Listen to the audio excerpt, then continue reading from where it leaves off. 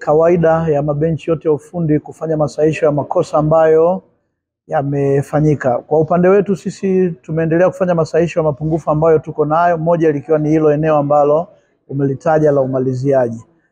Tumepata vipindi vitatu vya kufanya masahihisho na kuona kesho tunakuwa na ubora zaidi katika hilo eneo. Lakini pamoja na eneo la kumalizia na kufunga, bado kuna mapungufu tulikuwa nayo kwenye eneo la nyuma kidogo na eneo la katikati, na yenyewe tumefanya masahihisho. Tunajua tunacheza na timu nzuri, ina vijana wengi na benchi la ufundi zuri.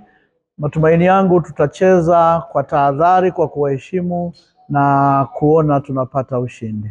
Ni timu nzuri, na hata ikicheza ukifuatilia unaona wako imara kwenye eneo lao la ulinzi, kwenye eneo la kiungo, lakini pia kwenye kushambulia. Shida inayokuja ni kwa timu nyingi namna gani ya kufunga, lakini timu nzuri inacheza kama timu na ina vijana wadogo wanajitambua. Kwa hiyo hatutacheza mechi rahisi, tunajua tunacheza mechi ngumu.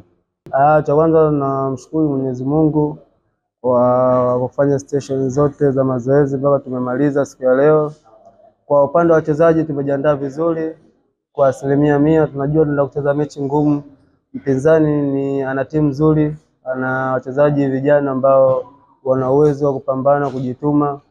Kwa hiyo sisi kwa upande wa wachezaji wote ambao tuliosajiliwa na timu, kwa tumejiandaa kupata matokeo katika mechi yetu ya kesho dhidi ya Dodoma Jiji. Tuna hali kubwa sana ya morali kwa sababu kuanzia tuanze kucheza mechi yetu ya kwanza mpaka kesho mechi yetu ya 8, kwa wachezaji wote ambao tuliosajiliwa na timu tuna morali kubwa tena sana, na tuna mpango wetu katika ligi tuliopanga msimu huu tushike nafasi za 4 za juu. Kwa hiyo tuna morali kubwa sana na tupo kwa ajili ya kuipambania nembo ya timu.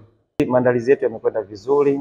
Nafikiri tutakuwa na moment ambayo tutatrain tena leo katika kiwanja cha mazoezi kwa ajili ya kufeel na kuwapa wachezaji muda wa kuangalia ni namna gani ambavyo watakavyoweza kutumika katika pitch hiyo.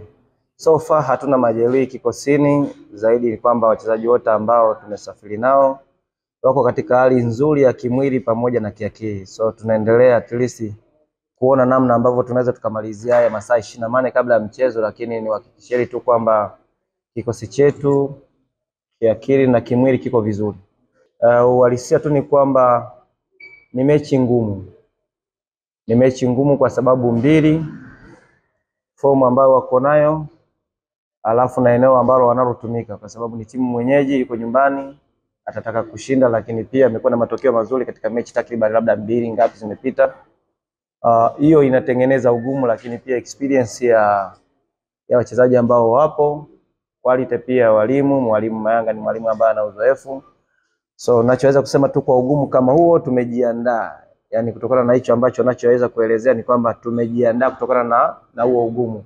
Namna gani ambavyo tunaweza tukacheza away, namna gani ambavyo tunaweza kucheza na timu yenye experience ya vile, namna tulivyoangalia wao kwamba strength yao iko wapi, weakness yao iko wapi, na namna ambavyo tunaweza tukatumia tukazuia ule uimara wao pamoja na tukatumia weakness ambayo wako nayo. So ni mpango ambao tumeweka kwenye akili za wachezaji wetu kuona namna ambavyo wanaweza wakatumika katika udhaifu ambao wapinzani, kwa sababu hakuna timu ambayo inakosa udhaifu ambao wapinzani wetu wako nao, lakini pia uimara ambao wapinzani wetu wako nao. Tunauzuiaje na tunatumiaje madhaifu yale kuweza kunufaika.